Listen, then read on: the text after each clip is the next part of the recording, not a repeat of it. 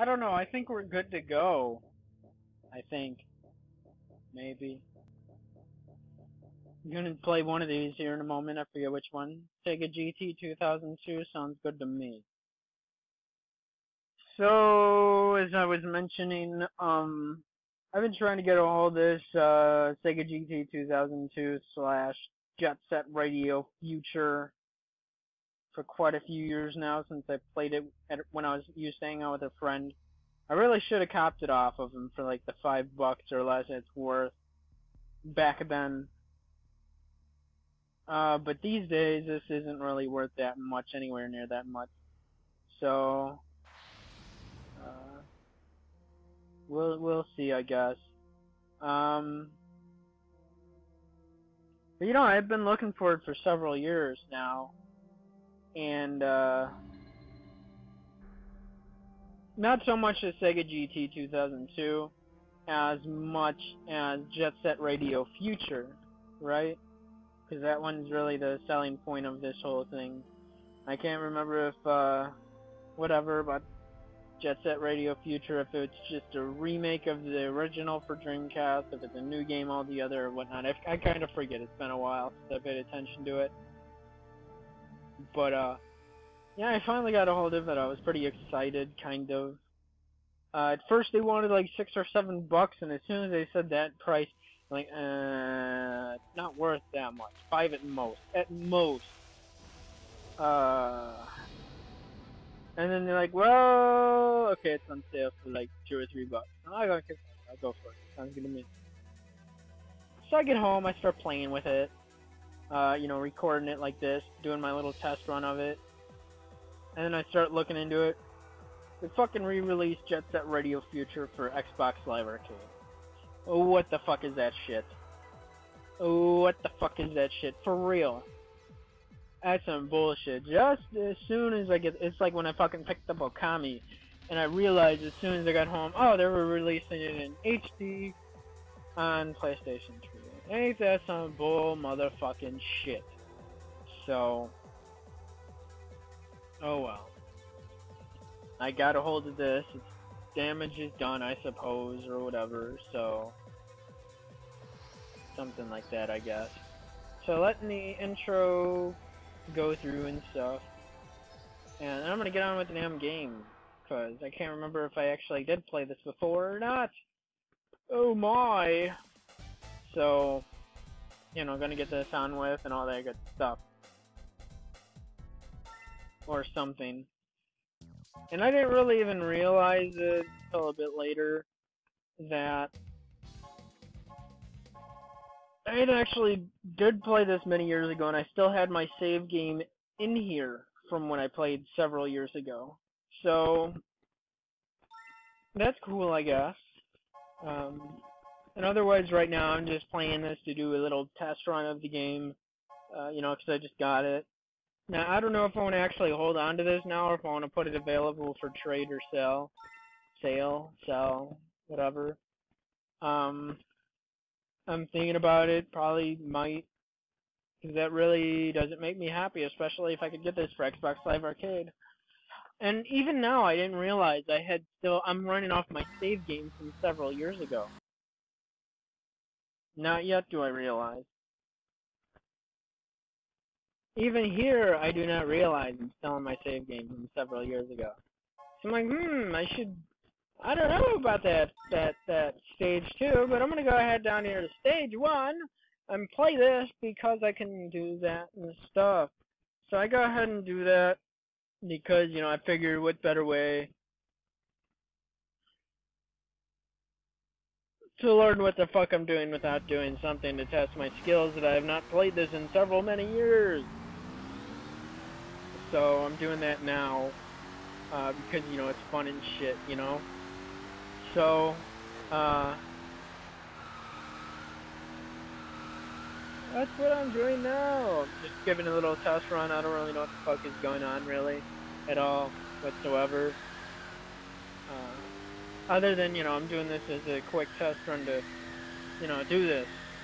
So, I don't know, this is kind of cool. I do enjoy racing games. I don't know if I'm going to do a whole lot of racing games, unless Unless I do get my PC working and I can record shit, I'm down and I'm gonna do a whole lot of racing games because I do actually have several racing games I do want to play. I don't know about Need for Speed World. I have not played that in over a year. Last I played it, they really kind of ruined the gameplay for me because back then, they just introduced like the upgrade bundles where you pretty much had to pay to purchase anything that's good.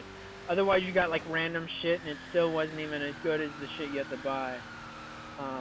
So just go into a normal race, it can be the same car as mine, but since they decided to pay or hack the fucking game for boost, which boost is something you have to pay for, then, you know, they easily do that. Then I was encountering a lot of hackers, and that was pissing me off. And after, especially after they released that pay for upgrade bundle, my win to lose ratio, my fucking lose ratio just started to go really, my wins went to shit. Then there was several hackers where you could start the race in like, you know, you could be 15 seconds in, and next thing you know, oh, so-and-so won the race. Are you for fucking real? So that really fucked up shit for me. And that kind of got me burnt out. And then there was like, the collision detection was bullshit. Like a motherfucker could be far ahead of you, out of nowhere they like bounce to right in front of you, you hit them, or they hit you, and they are nowhere near you. Like, the worst time that's still memorable to me, I'm coming right around a corner. I'm about to hit that corner. You know, I'm about to dip around, you know, that corner. And I'm cutting it close, as I usually do. You know, when I ride up, I like to go on the outside and cut it close to the corner, and then go back to the outside of the thing and, you know, maneuver from there.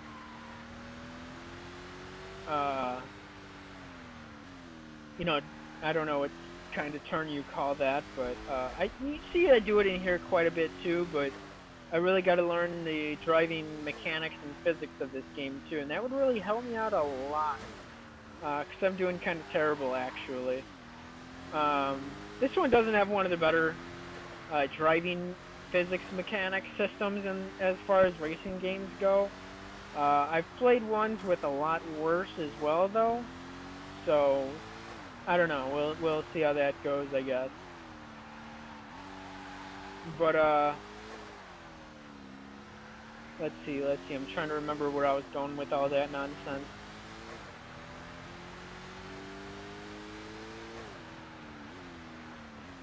Anyway, yeah, Need for Speed, like I was hitting that corner, and this guy was nowhere to be seen when I'm starting to go around that corner. Out of nowhere, this fucking character pops up, stuck on the fucking wall, like doing the charm, but it got stuck and hit the wall, and it's just stuck on the wall. Well, it's just stuck on the wall. I hit this fucker, he should move, he should bounce, he should, you know, be propelled sideways or forward when I hit him in the T-bone collision. He doesn't fucking move. It's like literally I could hit a stop sign. I've seen this in several games too, where you can hit something stupid simple as a stop sign, you'll stop dead on it like on a damn dime. You don't tear through that fucking stop sign. No, you stop right there on a damn dime. Or whatever you want to call it. So, you know, I reverse and go around him. As soon as I pull all the way out and have his, you know, the vehicle that I was stuck on behind me where I don't see it on the screen, you know what happens, right? The fucking vehicle appears further down the road, well in front of me, and I pretty much lose the race because I can't catch up at that point. Like he was just right out of the not field of vision, but I think maybe it's field of vision. But he was like right there on the outskirts of it, and I could never get caught up enough to him to where I beat him. Even when I did use the booster, I got kind of caught up. He used his fucking booster, and the race was pretty much all his from that point on. And that really, like, I ended up putting the controller down at that point. That one pissed me off quite a bit that day. And like what I'd do, I'd play like 2 or 3 races, maybe 5 at the most. Whenever I play Need for Speed, like in sessions, I'd get up, do something else, whatever. And you know, I went over actually another one I'd like to do, as well as the stuff I'm talking about over on Steam. If I get back to that, I think I have a couple Need for Speed games. I don't remember exactly though. I don't think so. Maybe 'cause there was really only one that was awesome was Need for Speed Most Wanted. Although I heard they were rebooting that one, and that one was a blast when I played it. I finished it though, moved on to other stuff. I think I got a decent trade out of that one as well over on Game Trading Zone. I think both the Ratchet and Clank games I got with that or something. Maybe. I don't know. Maybe no, that and Jack. Um, so that was pretty fun game. That was cool. I had a lot of fun with that one. And then there was also I did buy one of the I think it was like Burnout Paradise for PC. Although I heard they really botched it by doing the online shop, and you know they dropped the online side of it for the shop, so you can no longer purchase online items. Or I don't know if it was purchase or you get them upgrades, or if like you had the in-game currency and you could purchase it with that. But I heard they pretty much dropped it, so that made a lot of people not too very happy about it. And if you're going to drop it, you might as well update your full game where the shop upgrades, you can buy them somewhere in the game or something. Obviously, they didn't do that because they don't really care about gamers. Um, but it'd be awesome to play that one. I played like Burnout Revenge. I think I had a lot of fun playing that. Me and my friend would play it, toss it back and forth quite a bit. I ended up trading that off too. That was like one of my first trades over in Game Trading Zone. I traded that for King of Fighters 11. So I don't know. We'll see how things pan out. I was mostly doing this as a test run. I can't guarantee I'll be doing the full run of this, especially if I'm going to put this up for sell and trade really, really soon before too many people find out that they re-released it on Xbox Live. I don't know if they did this one on Xbox Live, but I know definitely Jet Set Radio Future was re-released on Xbox Live Arcade. So we'll see how that goes. I still have one more video for Sega GT 2002, but I was mostly doing this one to, you know, get it out of the way and stuff. So we will see how that all goes and such. And yeah, I don't know. Maybe look forward to more of this. Don't get your hopes up on it. Either way, I have 2 other projects I'm working on anyway right now. Dungeon Siege Throne of Agony I want to finish up, and Onimusha 2 I just started on, so I want to continue working on that as well. So we'll see how that all goes and stuff.